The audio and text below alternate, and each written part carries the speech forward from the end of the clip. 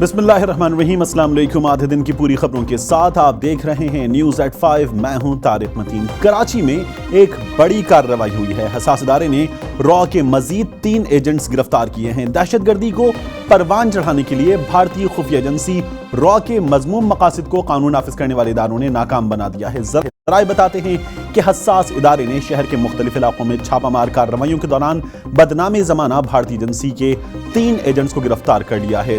गिरफ्तार एजेंट्स का ताल्लुक जनूबी अफ्रीका सेटअप के अनीसुल हसन ग्रुप से है। जराए ये भी बताते हैं कि अनीसुल हसन भारतीय खुफिया एजेंसी रॉ के अहकामात पर कराची में टारगेट किलिंग कराता है। गिरफ्तार एजेंट्स को नामालूम मकाम पर मुंतकिल करके अनीसुल हसन और कराची में की गई वारदातों के हवाले से तफ्तीश शुरू कर दी गई है। जराए ये भी बता रहे हैं कि कानून नाफिज करने वाले इदारों ने अनीसुल हसन ग्रुप के अलावा जनूबी अफ्रीका सेटअप के दीगर कारिंदों के लिए छापामार कार्रवाइयां तेज कर दी हैं। मोहम्मद अशद हमारे नुमाइंदे इस वक्त मेरे साथ मौजूद हैं, उनसे इस बारे में मजीद जानते हैं। अशद, क्या कहना है कानून नाफिज करने वाले इदारों का? ये अफराद कराची में कार्रवाइयां करते थे रॉ के लिए, रॉ के एजेंट्स थे, इन्हें अहकामात वहां से किस तरह मौसूल होते थे? देखें, ये रॉ का जो भारतीय खुफिया एजेंसी रॉ है, इसका सेटअप है। इसने कराची में जो बदअमनी फैलाने के लिए कार्रवाइयां जो थी वो कर रखी थी। इनके कारिंदे थे, जो एजेंट थे, जो कि मुख्तलिफ तरीकों से जो थे यहाँ पे कराची में जो थे लोग अपने दीगर साथी यहाँ पे बनाते थे। उसके बाद कराची में टारगेट किलिंग और उसके अलावा दीगर शरंगेजी की कार्रवाइयां जो थे वो यहाँ पे कर रहे थे। उसके बाद कानून नाफिज करने वाले इदारों ने इनके गिर्द जो है वो घेरा तंग करना शुरू किया। ये नेटवर्क सिर्फ साउथ अफ्रीका नहीं बल्कि ये नेटवर्क कनाडा से भी चलाया जा रहा है। ये किस नेटवर्क के अंदर जो जराए इस हवाले से बताते हैं कि डॉक्टर सफदर बाकरी, इसके अलावा महमूद सिद्दीकी, ये वो अहम नाम है जो कि कराची में रॉ के स्लीपिंग सेल्स को जो थे ऑपरेट कर रहे थे। इसके बाद 2 मजीद नाम जो है वो सामने आए। जब मजीद तहकीकात की गई, इनके जो स्लीपर सेल्स थे उसके कारिंदे जो थे वो पकड़े गए, जो कि कराची में सरकारी इदारों के अंदर भी काम करते थे। और इनमें से 2 नाम जो सामने है उसमें एक जो नाम है वो अनीसुल हसन जिसका नाम है, ये भी रॉ का, जिसके बारे में जो कानून नाफिज करने वाले इदारे बताते हैं जराए के मुताबिक कि ये भी जो है रॉ के लिए काम करता है और इस वक्त साउथ अफ्रीका में जो है ये वहां से बैठकर जो है ऑपरेट कर रहा है। जबकि इसका एक और साथी है जिसका नाम बॉबी बताया जाता है, वो भी साउथ अफ्रीका सेटअप के ऊपर साउथ अफ्रीका से ही जो है रॉ के स्लीपिंग सेल्स को, जो स्लीपर सेल्स है उसको यहाँ कराची में ऑपरेट कर रहे हैं। और वही सेल्स थे जो कि कराची में टारगेट किलिंग और इसके अलावा दीगर संगीन जराइम। अशद, इनकी सियासी वाबस्तगी के हवाले से भी कोई बात सामने आई है? जी देखें, इनमें से जो ज्यादातर का ताल्लुक जिनका बताया जाता है, जो जराए इस हवाले से बताया जाता है कि इनका ताल्लुक जो है NQM लंदन ग्रुप से जो है वो बताया गया था। लेकिन अब इसके बारे में जो है वो मजीद और जो है वो तहकीकात जो है वो कराई जा रही है। इनमें से कुछ जो पकड़े गए थे, इनमें से उनका ताल्लुक जो शो किया गया था, बाद प्रेस कॉन्फ्रेंसेस में भी इस बात का जिक्र किया गया था कि इसका ताल्लुक जो है वो NQM लंदन ग्रुप से है। और इस हवाले से अभी गुज़िश्ता चंद दिनों पहले ही जो है मेरे साथ इस वक्त सीनियर तहसीलदार ब्रिगेडियर रिटायर्ड हारिस साहब मेरे साथ मौजूद हैं। हारिस, बहुत शुक्रिया आपके वक्त का। कराची में हसास इदारे ने ये कार्रवाई की है। ये रॉ का वो सेटअप है जो जनूबी अफ्रीका से कराची में कार्रवाइयां कर रहा था। और इनकी सियासी वाबस्तगी की भी बात करते हुए इस शहर की मुनक़सिम जमात जिसका एक विंग मुल्क से बाहर है, उससे इनका ताल्लुक बताया गया है। बहुत बड़ी कामयाबी है ये। जी बिल्कुल कामयाबी है और इस पे कोई शक नहीं है कि NQM लंदन और साउथ अफ्रीका जो सेटअप और तीसरा रॉ, ये आपस में कनेक्टेड हैं और ये हर हालत में इस नेक्सस को ब्रेक करने और हमारे सिक्योरिटी अदारे इस सिलसिले में बहुत तेज़ी से काम कर रहे हैं। और ये जो आज का भी जो कामयाब ऑपरेशन है, ये इसी की एक कड़ी है और ये और भी ऑपरेशन होंगे। बताने की बात ये है कि पाकिस्तान के फेडरल गवर्नमेंट को एक एक्शन लेना चाहिए। फेडरल गवर्नमेंट को के पास बहुत रिसोर्सेज होते हैं। NQM लंदन को कंट्रोल करना चाहिए, इनके खिलाफ केसेस बनाने चाहिए जो कि अभी तक कराची में कोई नहीं बनाए गए हैं। और फिर साथ ही साउथ अफ्रीका का जो सेटअप है, इनका जो एक इंटरनेशनल तरीके से ऑपरेट करता है रॉ के डायरेक्शन के अंदर, इसको भी ब्रेक करने की ज़रूरत है। और ये तमाम चीज़ों के लिए फेडरल गवर्नमेंट और पाकिस्तान की provincial government Peoples Party they have to work together. Brigadier साहब, ये भी फरमाइए, इससे पहले भी इन्वेस्टिगेशन की खामियां सामने आई, یا سسٹم کی کچھ خامیاں سامنے آئیں، لیکن عدالت سے ایسے افراد کے جن کا را سے تعلق ملک سے باہر بیٹھے ہوئے کسی گروپ سے تعلق بتایا گیا اور پھر عدالت میں جا کر وہ بری ہوئے. ہم نے دیکھا قانون نافذ کرنے والے ادارے کے ایک بڑے افسر نے را کا ایک ڈوزیئر سا پکڑ کے لہرایا تھا، ان افراد کو کیمروں کے سامنے پیش کیا تھا، ان کے اعترافی بیانات پیش کیے تھے، لیکن پھر بعد میں بریت بھی ہوئی ہے. دیکھیں پرابلم یہ ہے کہ جب آپ کی فیڈرل گورنمنٹ اور پروونشل گورنمنٹ یہ نہیں چاہتے ایم کیو ایم لنڈن کو ڈسبینڈ کرنے کے لیے ان سے روابط رکھنا چاہتے ہیں صرف اپنے پولیٹیکل عزائم کے لیے، جس میں ان کو ابھی جو حالات ہیں پاناما لیکس کے آپ کو نظر آ رہا ہے، اس میں بھی آپ دیکھیں گے ان کو اس کی بھی ضرورت ہے کہ وہ کسی سٹیج کے اوپر ان کے اتنے زیادہ ایم پی ان کی ضرورت پڑے گی. بریگیڈیئر صاحب، حکومت کو پاناما لیکس کے معاملے پر ایم کیو ایم لندن کی ضرورت پڑ سکتی ہے، آپ یہ کہہ رہے ہیں؟ جی بالکل، there is no doubt، کیونکہ اگر کہیں پاناما لیکس میں نواز شریف کے خلاف ڈسیزن آتا ہے اور نئی ان کو گورنمنٹ بنانی پڑتی ہے، نیا لیڈر آف دا ہاؤس چننا پڑتا ہے، تو ان کو ایم کیو ایم پاکستان کی اور اس کے بعد یہ سب کی سپورٹ چاہیے. اسی وجہ سے یہ جو ہے کہ یہ اتنا سٹرن ایکشن نہیں لے رہے ہیں، ورنہ کس کو نہیں پتا کہ الطاف حسین نے کہ لنکیجز را کے ساتھ کیسے ہیں، منی لانڈرنگ کیسے کی ہے، پھر آپ نے دہشت گردی کیسے کی ہے، پاکستان مرد آباد کے نعرے کیسے لگائے ہیں، ان کے خلاف کیا کارروائی. مکہ چوک پہ جا کر انہوں نے جھنڈا لہرایا ایم کیو ایم لنڈن کا، آپ نے ہمیں کچھ نہیں کر سکے. بہت شکریہ بریگیڈیئر حارث نواز صاحب، آپ تجزیہ کر صورتحال کا. اشد، آپ یہ بتائیے کہ ان کی گرفتاری کے ساتھ ان کے پاس سے ملا کیا کچھ ہے؟ قانون نافذ کرنے والے ادارے اس بارے میں کیا بتاتے ہیں؟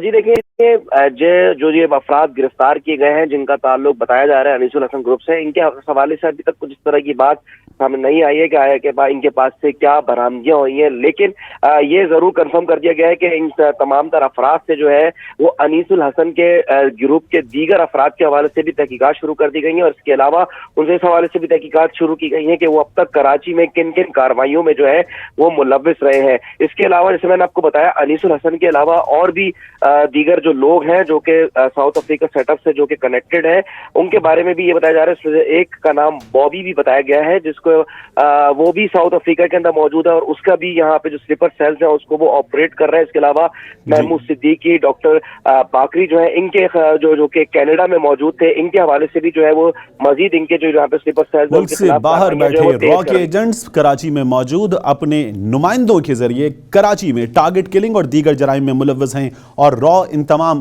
جرائم کے پیچھے موجود ہے. حساس ادارے کی تفتیش اور تحقیق یہ بتاتی. محمد اشد، بہت شکریہ. لیں گے ہم اور بریک کے بعد بات کریں گے نئے گورنر سندھ کی.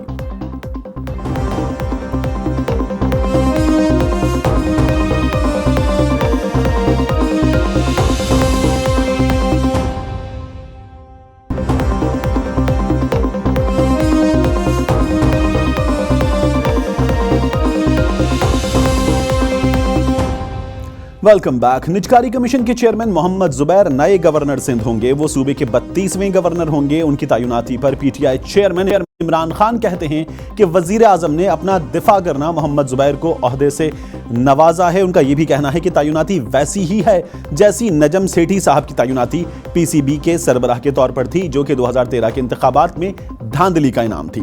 نامزد گورنر سندھ محمد زبیر پی ٹی آئی کے رہنما اسد عمر کے بڑے بھائی ہیں اور معتدل مزاج سیاستدان سمجھے جاتے ہیں. وہ کارپوریٹ سیکٹر کا وسیع تجربہ رکھتے ہیں. ان کا کہنا ہے کہ وہ بطور گورنر اپنی ذمہ داریاں بھرپور طریقے سے انجام دینے کی کوشش کریں گے. اس بارے میں مزید جانیں گے ہمارے نمائندے اقتدار انور ہمارے ساتھ، معاف کیجیے گا، ہمارے نمائندے شاہد حسین اس وقت میرے ساتھ موجود ہیں. شاہد حسین، بتائیے نئے گورنر سندھ حلف برداری جمعرات کو ہونے جا رہی ہے ان کی؟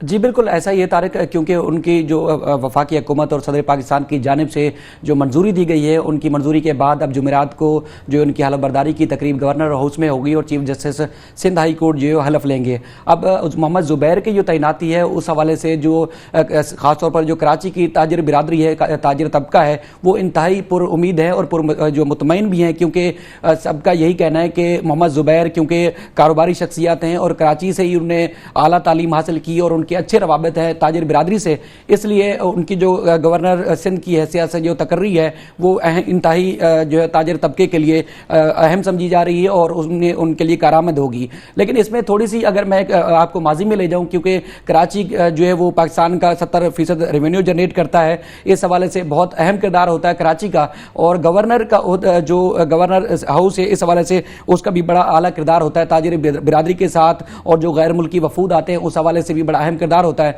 अब 30 साल में से जो कराची में मुख्तलिफ औकात में दहशत गर्दी और भत्ताखोरी और दीगर जो मामला होते रहे, उसमें रेवेन्यू जनरेशन की जो वो मामला था वो इंतहाई कम हुआ था। लेकिन उसके बाद गुज़श्ता 3 साल से जब रेंजर्स ने बड़े पैमाने पर दहशत गर्दों के खिलाफ कराची में ऑपरेशन किए, और उसके बाद अब कराची में हालात कदरे बेहतर हुए थे, लेकिन जो वफाकी हुकूमत से मुंसलिक हो, उनके टच में हो, और इसके अलावा अगर जो गैर मुल्की वफूद आते हैं उसके साथ साथ जो ताजिर बिरादरी और जो यहाँ पे सनतें हैं उनका वफाकी हुकूमत से राब्ता करने के लिए ऐसे ही शख्स की ज़रूरत थी, क्योंकि जो ताजिर बिरादरी का मौक़िफ़ उनका यही कहना है कि वफाकी हुकूमत चूँकि शायद सेरेमोनियल डेजिग्नेशन है। जस्टिस सिद्दीकी साहब जो थे उनकी तो ताल्लुकात कार की नौबत नहीं आई कि वो सूबाई हुकूमत से होते, लेकिन इससे पहले जो गवर्नर इरशादुल इबाद थे उनके ताल्लुकात कार कैसे थे सूबाई हुकूमत के साथ?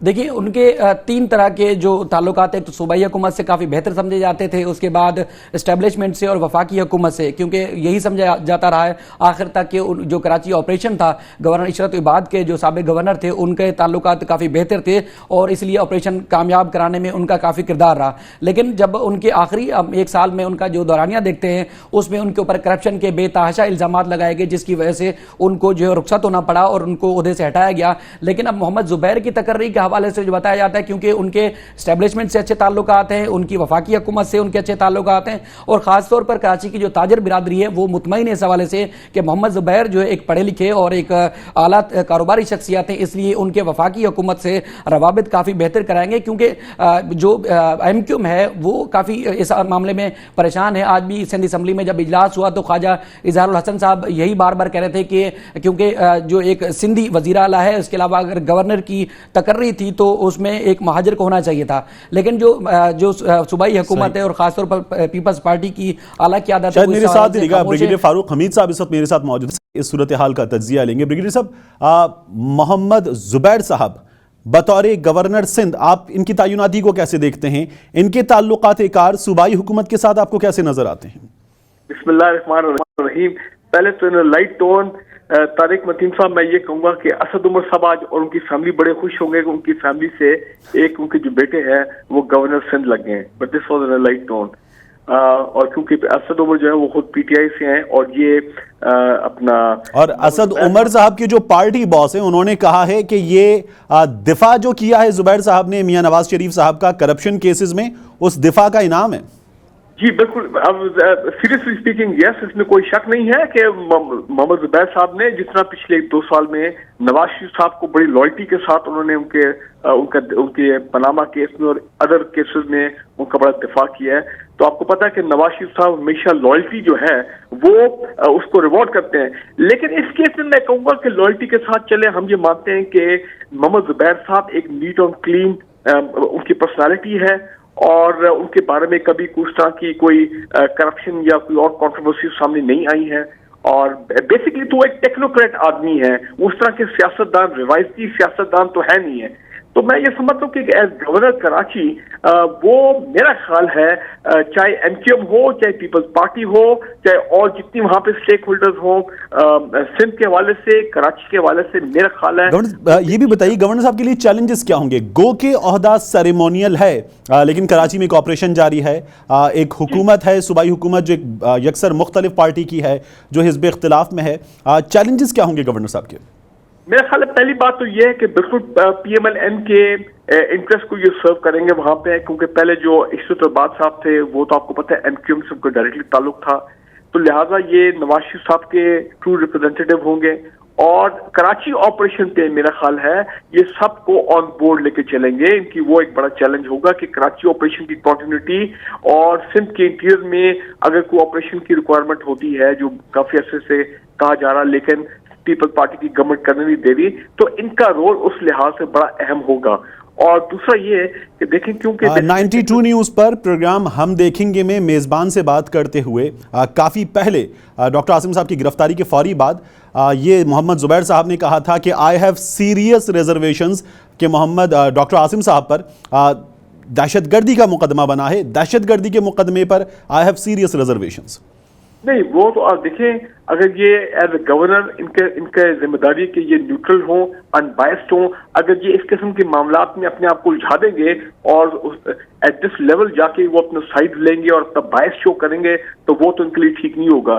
As a governor he has to, ان کا اپنا ایک اسٹریٹجک ویژن ہونا چاہیے کراچی کے لیے، سندھ کے لیے، اوور آل کراچی میں امن قائم کرنے کے لیے، کراچی آپریشن کا فیوچر اس کو کامیاب کرنا ہے. ان کو رینجرز کے ساتھ بھی بڑے اپنا کے ساتھ بڑے اسٹرانگ لنکیجز رکھنے پڑیں گے. ظاہری بات ہے فیڈرل گورنمنٹ کے ساتھ ان کے معاملات ٹھیک ہے. اور پھر دوسری بات پاکستان پیپلز پارٹی وہ امپورٹنٹ ہے.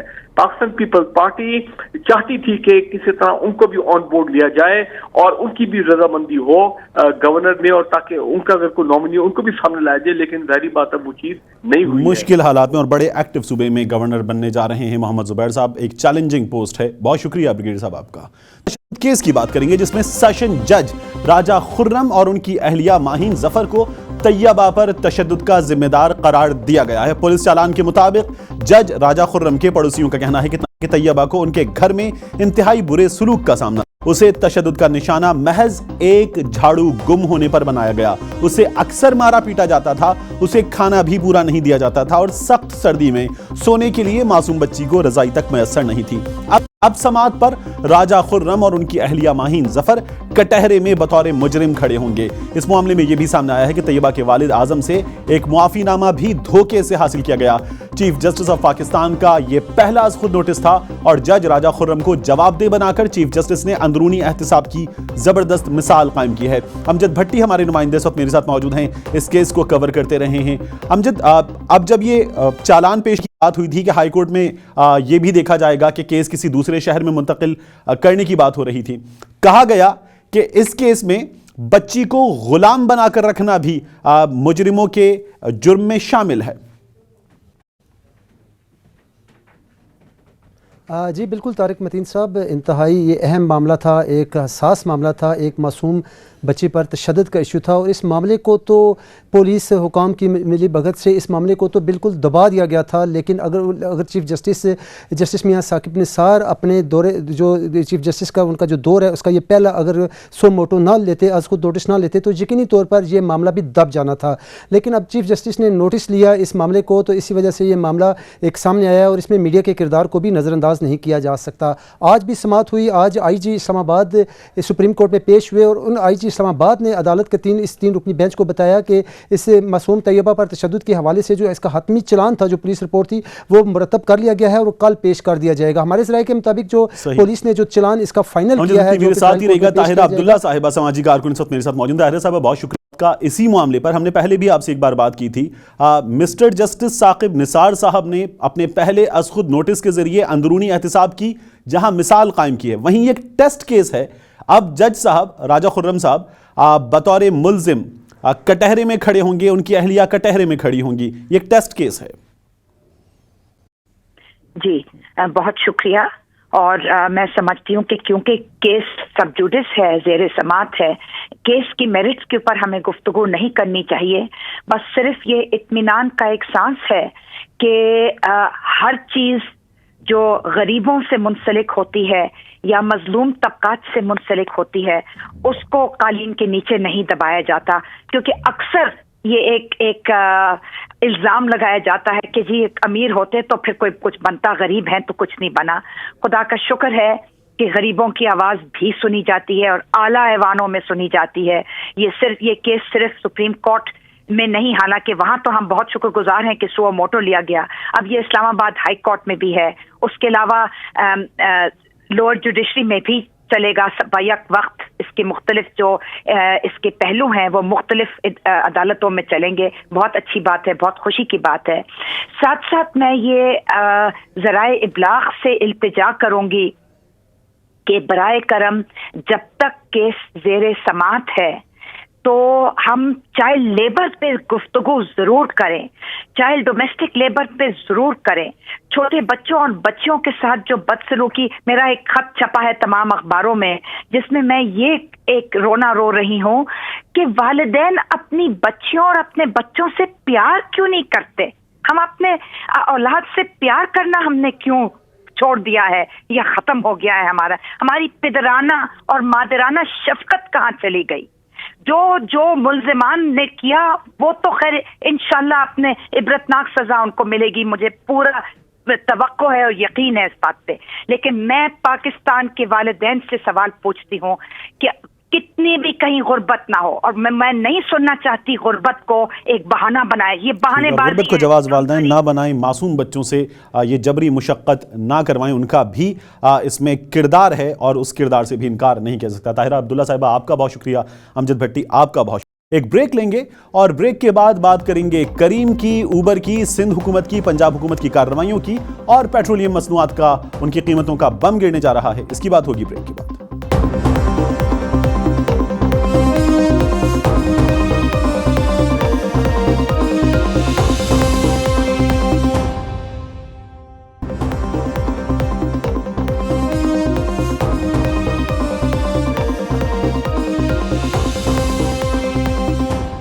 Welcome back. करीम और ऊबर नए ज़माने की जदीद टैक्सी सर्विस है जिसके खिलाफ सिंध और पंजाब की हुकूमतों ने कार्रवाई की है। कराची में तो ट्रांसपोर्ट का हाल इंतहाई बुरा है। पुरानी खटारा गाड़ियां टैक्सी के नाम पर आवाम को लूटती हैं। चिंगची और रिक्शा अपनी मनमानी करते हैं, जबकि लाहौर में टैक्सी नाम की सर्विस कोई नहीं थी। रिक्शे वाले जेबों पर डाके डालते हैं। पब्लिक ट्रांसपोर्ट के नाम पर इन शहरों में आवाम को भेड़ बकरियों की तरह छतों पर गाड़ियों में लाद कर जिस तरह उनकी तजलील की जाती है वो शर्मनाक है। अब इस नए दौर की सर्विस के खिलाफ जो कार्रवाई हो रही है उसे दुरुस्त तौर पर अंजाम दिया जाए तो अच्छी बात है। इनकी रजिस्ट्रेशन होनी चाहिए, इस पर कोई दो राय नहीं। इन गाड़ियों को कमर्शियल लाइसेंस फी अदा करनी चाहिए, इस पर भी कोई दो राय नहीं। इन गाड़ियों की फिटनेस होनी चाहिए, इस पर भी कोई दो राय नहीं हो सकती। लेकिन जो गाड़ियां इन बड़े शहरों में चल रही हैं उनकी फिटनेस सुभान अल्लाह, उनकी कवानीन पर पाबंदी माशाअल्लाह और उनकी ड्राइविंग अस्तगफिरुल्लाह है। इस सूरत हाल पर बात करते हैं। मेरे साथ सलमान सूफी साहब मौजूद हैं, सिंध की टास्क फोर्स के चेयरमैन हैं। सलमान सूफी साहब बहुत शुक्रिया आपके वक्त का। सर फरमाइए, जो हाल पहले से ट्रांसपोर्ट का है उसकी फिटनेस पर हमारी तवज्जो कहां है? ये सर्विस कुछ अरसे से चल रही थी, अचानक क्यों? Thank you. पहले तो मैं बता रहा हूँ वज़ीर आला पंजाब के स्पेशल मॉनिटरिंग यूनिट का हूँ, सिंध का नहीं। अच्छा, इसके लिए माजरत आपसे। ऊपर नो प्रॉब्लम। जो इसमें हमने ये एकदम एक्शन नहीं लिया, इसमें हमने काफ़ी मीटिंग्स की थी ऊबर से भी, करीम से भी। और पहली तो बात है कि हम इन इनिशिएटिव्स के बिल्कुल ख़िलाफ़ नहीं हैं। वज़ीर आला पंजाब ने इसकी बिल्कुल एक क्लियर इंस्ट्रक्शंस दी हुई हैं कि इस तरह का कोई भी इनिशिएटिव जो IT बेस्ड आता है या इस तरह की कंपनीज आती हैं हम उनको वेलकम करते हैं। हमने इनसे काफ़ी 2 से 3 से ज़्यादा मीटिंग्स की थी जिसमें इनको बताया गया था कि जी आपकी रेगुलेशंस के इशू आ रहे हैं, जो आपके लोग ड्राइवर्स यूज़ कर रहे हैं उनका हमारे पास कोई रिकॉर्ड मौजूद नहीं है, उनकी फिटनेस का कोई रिकॉर्ड मौजूद नहीं है, तो इसको ज़रा प्लीज़ स्ट्रीमलाइन कर लें, हमारे साथ बैठ के काम कर लें तो ताकि हम इसको आगे लेके चलें। उनका मौक़िफ़ था कि हम एक IT प्लेटफॉर्म है, हम एक टैक्सी सर्विस नहीं है, जो कि एक लॉ में लूप होल है जिसकी वजह से वो ये इस तरह का उनका एक जो मौक़िफ़ था वो सामने आ रहा था। उसको कवर करने के लिए ट्रांसपोर्ट डिपार्टमेंट ने इनसे काफ़ी मीटिंग्स भी की थी गवर्नमेंट ऑफ पंजाब के, और ताकि उनको हम ऑन बोर्ड मैं आपको इंटरप्ट कर रहा हूं, लेकिन अभी कुछ देर पहले करीम के MD पाकिस्तान जुनैद इकबाल ने फेसबुक पर लाइव प्रेस कॉन्फ्रेंस की है। उनका यही कहना था कि कुछ मुल्कों में इस सिलसिले में कानून साजी की गई है। पाकिस्तान में हम चाहते हैं हुकूमत पाकिस्तान कानून साजी करे और हमें ऑन बोर्ड ले, और हम इसका हिस्सा बनने को तैयार हैं, हम रजिस्टर होने को तैयार हैं। एब्सोल्युटली, बिल्कुल, ये उनका वी वेलकम दैट स्टेटमेंट, और हमने इसीलिए उनके साथ काफ़ी मीटिंग्स की थी। बल्कि एक्चुअली करीम की जो एग्जीक्यूटिव्स हैं उनकी मेरे साथ भी मीटिंग्स हुई थी इसी बारे में, और हमने उनको यही कहा था कि हम आपकी हर मौके पे सपोर्ट करेंगे, आप इसको एकदम इस तरह इनिशिएट मत करें, हमारे साथ लेके चलें, और जो लॉ में हमें ज़रूरत होगी अमेंडमेंट की हम लाज़मी करेंगे। और मैं आपके प्रोग्राम के तवज्जो से एक और भी मिसाल दे दूं कि कल भी अनफॉर्चुनेटली एक लाहौर में ही वाक़या हुआ था जिसमें एक ऊबर के ही एक टैक्सी ड्राइवर थे कि जिनको अटैक किसी ने किया, तो उनके पास भी गन थी जिससे उन्होंने उसको शूट बैक किया। तो अगर, और इसमें हरासमेंट की भी काफ़ी एप्लीकेशन जो इस तरह की आती थी जिनको हमने रिजॉल्व किया इन कंपनीज के साथ मिलके। تو ہم اسی لیے کوشش کر رہے ہیں کہ تاکہ یہ ایک فارمیٹ پہ آ جائے, اس میں لا میں جو امینڈمنٹس چاہیے وہ ہم کور کر لیں تاکہ ہم ان کو فل قانونی طور پہ سپورٹ کر سکیں اور ان کے آپریشنز کو جو ہیں باقی بھی صوبوں میں پھیلانے کی ہم ابھی فوری طور پر کیا ان کو رجسٹر کرنے کے لیے کس قانون کے تحت کریں گے, ایسا کوئی فیصلہ کر لیا گیا ہے؟ جی ہم نے ان کو دوبارہ بلایا, ہم نے ان کو دعوت دی ہے کہ پلیز ہمارے ساتھ ٹرانسپورٹ ڈپارٹمنٹ کے ساتھ ملیں, ہم لا میں آئیڈینٹیفائی کریں کہ جہاں پہ کوئی لوپ ہولز موجود ہیں ان کو کور کیا جائے اور ان کو ایک باقاعدہ رجسٹر کر کے ان کو آپریٹ کرنے کی اجازت دی جائے تاکہ ہمارے پاس ریکٹ موجود ہو. کیونکہ I want to tell this very clearly کہ جو پیسنجر جس میں بیٹھتے ہیں ان کا ایک کانٹریکٹ ہوتا ہے اس پرائیویٹ گاڑی والے کے ساتھ جو کہ گاڑی چلا رہا ہے, اور ان کو کوئی پرابلم آ سکتی ہے تو گورنمنٹ اس سلسلے میں بالکل بے بس ہو جاتی ہے کیونکہ وہ ایک پرائیویٹ کار میں بیٹھ رہے ہیں. سلمان صاحب ہائپوتھیٹیکل سوال, میں ایک رکشے میں بیٹھتا ہوں, سڑک پہ کھڑے ہوئے ایک رکشے میں, اور مجھے نہیں پتا اس رکشے والے کا نام کیا ہے, اس کا نمبر کیا ہے, میں اس میں بیٹھ جاتا ہوں اور اس کے بعد میرے ساتھ کچھ ہوتا ہے, مجھے گورنمنٹ آف پنجاب کس طرح سے سیف گارڈ کرے گی اس کیس میں؟ میرے پاس اس ڈرائیور کا نمبر ہے, اس کی گاڑی کی رجسٹریشن نمبر ہے, اس کی تمام ڈیٹیلز ہیں اور میرے اسمارٹ فون پر تمام ڈیٹا اس کا جنریٹ ہو رہا ہے. اس کیس میں تو آپ کے پاس مجھے سیف گارڈ کرنے کے لیے بہت کچھ ہے. ایک عام گاڑی کی صورت میں, سڑک پر چلتے ہوئے ایک عام رکشے کی صورت میں آپ کے پاس مجھے پنجاب کے, لاہور کے ایک عام رہائشی کو سیف گارڈ کرنے کے لیے آپ کے پاس کیا ہے؟ آپ دیکھیں جو آپ نے بھی انفارمیشن دی ہے نا وہ آپ کے پاس ایک پرائیویٹ سٹیزن کے پاس وہ انفارمیشن ہے, وہ گورنمنٹ کے پاس انفارمیشن نہیں ہے. یہ ایٹ دا سیم ٹائم کریم کے پاس بھی ہے, اوبر کے پاس بھی ہے. جی لیکن they are not enforcing bodies نا, they are only a IT platform. جب انفورسمنٹ کی بات آتی ہے تو گورنمنٹ کے پاس ریگولیشن اور پاور ہوتی ہے لا کی کہ اس کو انفورس کروا سکے. رکشے کی جو آپ نے بات کی, رکشا جب بھی باڈی بن کے آتی ہے تو وہ سب سے پہلے ٹرانسپورٹ ڈپارٹمنٹ کے ساتھ رجسٹر ہوتا ہے, ہمارے پاس اس کا پورا ریکارڈ ہوتا ہے کہ وہ کس کے نام پہ تھا, کہاں پہ تھا. اور اس کیس میں بھی ہم صرف یہ چاہ رہے ہیں کہ Uber and Careem are doing a wonderful job citizens کو پرووائڈ کرنے کے لیے پبلک ٹرانسپورٹیشن.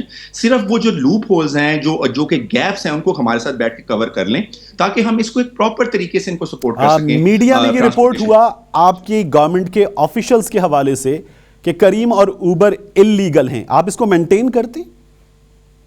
جی نہیں, میں یہ نہیں مینٹین کرتا کیونکہ آئی ڈونٹ نو کہ وہ کس سینس میں دی گئی. ان کی جو آپریشنز جو پرائیویٹ جو لوگ ان کو گاڑیوں کو دے رہے ہیں, سروس دے رہے ہیں, وہ اللیگیلٹی ہے. لیکن کریم اور اوبر کے as a IT plate form Pakistan میں ہونے میں کوئی اللیگیلٹی موجود نہیں. یہ دو چیزیں ہیں جن کو مکس کر دیا جاتا ہے. سلمان صوفی صاحب بہت شکریہ, آپ نے ہمیں وقت دیا. ناصر حسین صاحب وزیر سندھ اس وقت میرے ساتھ موجود ہیں. ناصر حسین صاحب بہت شکریہ, آپ نے سندھ اسمبلی کے باہر کھڑے ہو کر بتا دیا کہ بند نہیں کر رہے کریم کو, اوبر کو رجسٹر کر رہے ہیں. کس قانون کے تحت آپ رجسٹر کریں گے, یہ سوال کریم کے MD نے اب سے کچھ دیر پہلے فیس بک پر براہ راست بھی کیا ہے. انہوں نے کیا جواب دیا ہے سر؟ سر انہوں نے سوال کیا ہے کہ ہم ایک IT پلیٹ فارم ہے, ایک اپلیکیشن ہے جو ایک یوزر کو, ایک ڈرائیور کو ایک اینڈ پر لاتی ہے, ایک جگہ کنیکٹ کرتی ہے, تو آپ ہمیں کس قانون کے تحت رجسٹر کریں گے, کیونکہ دنیا کے کئی ملکوں میں اس سلسلے میں نئی قانون سازی ہوئی ہے. دیکھیں اس پہ ان کے ساتھ میٹنگ بھی ہوئی تھی اوبر والوں کے ساتھ, اور کیونکہ کئی ممالک میں سیکیورٹی ایشوز بھی آئے تھے, آپ کے میڈیا بھی اس سے باخبر ہے. اس میں IG صاحب بھی تھے, تو ہم نے کہا بھی تھا کہ وہ جو جتنے بھی ان کے ہوں گے ڈرائیور, جو بھی گاڑی ہوگی اس کا کیسے سیکیور ہو, کوئی خاتون جاتی ہیں, کوئی اور ان کے سفر کرتے ہیں, تو وہ بھی سب کی سیکیورٹی چاہیے ہوتی ہے. یہ تو ایک الگ ایشو ہے, لیکن ان کو 3 چیزوں پر عمل کرنا ہوتا ہے. ایک, کیونکہ ان کی موسٹلی گاڑیاں جو ہیں وہ ہوتی ہیں پرائیویٹ یوز کی, ڈومیسٹک یوز کی. جب وہ کمرشل ان کو یوز ہونا ہوتا ہے تو ایکسائز ڈپارٹمنٹ کا ایک چھوٹا سا چالان ہے 150 روپیہ سالانہ کا, وہ بھر کے ان کو NOC لینا ہوتا ہے. ایک تو یہ ہے. دوسرا, فٹنس سرٹیفکیٹ ہر گاڑی کے لیے اگر وہ کمرشل یوز ہو رہی ہے, اور پھر جو روٹ ہیں ان کی بھی ایک نامینلی سی پرمیشن ہوتی ہے, وہ بھی ان کو لینا ہوتا ہے. ٹھیک ہے, اس پر ہم نے اپنے انٹرو میں بھی کہا کہ اس پر کوئی دو رائے نہیں ہے. کراچی میں آپ کو اندازہ ہے جو چنگچی چل رہے ہیں, جو بسز چل رہی ہیں, ان کی فٹنس کا آپ کو اندازہ ہے؟ پہلے میں بالکل آپ کو ایک بات بتاؤں تو اس میں طریقے دو واضح فرق ہیں ان میں. ہم ایک تو اوبر, کریم یا اسی طرح کے جو اور بھی آ کے یہاں پہ آپریٹ کریں, ہم ان کو فل سپورٹ کرتے ہیں, اور ہم یہ کبھی نہیں چاہیں گے کہ جو فیسلٹی لوگوں کو مل رہی ہے اس کو بند کر دیں. ठीक, आप इनको कानून के दायरे में लाना चाहते हैं लेकिन बंद नहीं करना चाहते, ये एक अच्छी बात है। नासिर हुसैन साहब, बहुत शुक्रिया, आपने हमें आगे बढ़े। मुल्तान में कत्ल की एक लर्जा खेज वारदात हुई है। परवीन अख्तर नामी खातून को जलाकर मार डाला गया है। पुलिस का कहना है कि क्राइम सीन देखकर मालूम होता है कि खातून को चारपाई से बांधकर जलाया गया। परवीन अख्तर नामी खातून एक स्कूल टीचर थी। मकतूला अपने खाविंद इकबाल की दूसरी बीवी थी और उनका अपने शौहर से पहली बीवी और बच्चों के मामले पर झगड़ा रहता था। ये बात खातून के ज़ेरे हिरासत शौहर ने बताई। अब तक इस मामले में क्या हुआ है जानते हैं। फजील साहू मुल्तान से हमारे ब्यूरो चीफ इस वक्त मेरे साथ मौजूद हैं। फजील, अब तक क्या बताया इस मामले में? जी मैं बता दूं कि ये पहले तो बता दूं कि इंतहाई अफसोसनाक वाक़ा बर्बरियत यहाँ पे देखी गई है कि खातून को जलाने के बाद मारा गया है और उसके बाद पुलिस ने लाश तो कब्जे में ले लिया। अब कार्रवाई मुकदमा भी दर्ज हो चुका है जिसमें उसके साबिक खामन जो मौजूदा खामन है इकबाल, उसे हिरासत में ले लिया गया। उसके साथ साथ उसके सौतेले बेटे मुजम्मिल के और दामाद उस पर मुकदमा दर्ज किया गया है, जबकि इकबाल को हिरासत में लिया। मैं बता दूं कि ये जिस तरह की सूरत हाल थी, अभी मेरे CPO मुल्तान एहसन यूनिस से बात हुई, उनका यही कहना है कि दो पहलुओं पे इस वक्त जो पुलिस है वो कार्रवाई कर रही है, तफ्तीश उसकी जारी है। एक नंबर 1 ये जद्दाद का मामला हो सकता है, उसके साथ साथ अगर कोई रिश्ते का तनाज़ा या कोई और तनाज़ा उस पर भी पुलिस दो पहलुओं से तफ्तीश हो रही है। फजील साहब, आप इस वक्त मेरे साथ ही हैं। समर मिनल्ला साहिबा मारूफ समाजी कारकुन इस वक्त मेरे साथ मौजूद हैं। बहुत शुक्रिया आपके वक्त का। जिस तरह से ये वारदात अंजाम दी गई इंतहाई अफसोसनाक है। एक खातून को अगर दो मोटिव हो सकते हैं इसके, रिश्ते का मामला, रिश्ते में चपकलिश का मामला या जायदाद का मामला, जिस तरह से मारा गया है जहनी बीमार जाहिर करता है मारने वालों को। बिल्कुल जी, जहनी बीमार जो दरिंदगी से इसको जलाया गया है औरत को, मेरे ख्याल से हमें सबसे पहले तो जी ये समझना होगा कि अभी ये वो स्टेज है जहाँ के इन्वेस्टिगेशन होगी और यहाँ जो कम्युनिटी है, यहाँ जो नेबरहुड है, वो लोग बहुत एक अहम किरदार अदा कर सकते हैं। बदकिस्मती से हम लोग सच्चाई को छुपाने की कोशिश करते हैं। अगर हमारा मोहल्ला है, हमारा नेबरहुड है, हम उस कल्प्रिट को बचाने की कोशिश करते हैं। तो इस स्टेज पे मैं तो यही कहूंगी जी, क्योंकि अभी इन्वेस्टिगेशन हो रहा है, कि खुदारा उस इलाके के, उस फैमिली के जो भी लोग हैं, वो ये चीज समझ लें कि अगर वो आज खामोश रहेंगे, अगर इसको जायदाद के लिए किया है या किसी भी और वजह के लिए किया है, तो सच को सामने लाने की कोशिश करें। क्योंकि जैसे हमारे सामने तैयबा का एक केस था, उसमें भी उनके जो नेबर्स थे उन्होंने वो सारा एविडेंस सामने दिया। तो हम जब तक इस कॉन्सेप्ट को नहीं बदलेंगे कि अगर घर के अंदर किसी तरह का भी जुल्म होता है, वो एक प्राइवेट इशू है, वो तब तक हम कभी भी इस तरह के मसाइल को ख़त्म करने की कोशिश नहीं करेंगे। ये मैं सिर्फ इनफरादी और सोसाइटी के लेवल पे कह रही हूँ जी। अभी मैं लॉ इन्फोर्समेंट एजेंसीज की मैंने बात नहीं की। वहाँ तो ऑब्वियसली जो सबसे ज़रूरी है कि इन्वेस्टिगेशन जो है वो ट्रांसपेरेंट हो, क्योंकि अगर इस एक केस में उस शख्स को सजा नहीं मिलेगी जिसने ये इंसिडेंट या ये गुनाह किया है, तो इस तरह के केसेस हमारे सामने और ज्यादा फ्रीक्वेंटली आते जाएंगे। समर साहिबा, तालीम की कमी है कि जुर्म तो अंजाम दिया जाए लेकिन बर्बरियत इस कदर बढ़ जाए उस जुर्म को अंजाम देने में? देखिए, मेरे नजदीक तालीम खुद एक इशू नहीं है जी, ये एक सोच है जो कि एक तालीम याफ्ता इंसान में भी ये दरिंदगी आ सकती है। जब तक आपकी सोच, जब तक आप घर से, लेकिन जो कुछ भी हुआ इंतहाई अफसोसनाक है और बाहसियत हमारे लिए सोचने का मकाम है। समर मिनल्ला साहिबा, बहुत शुक्रिया आपका। News at 5 से इतना ही। कल फिर हाजिर होंगे आधे दिन की पूरी खबरों के साथ।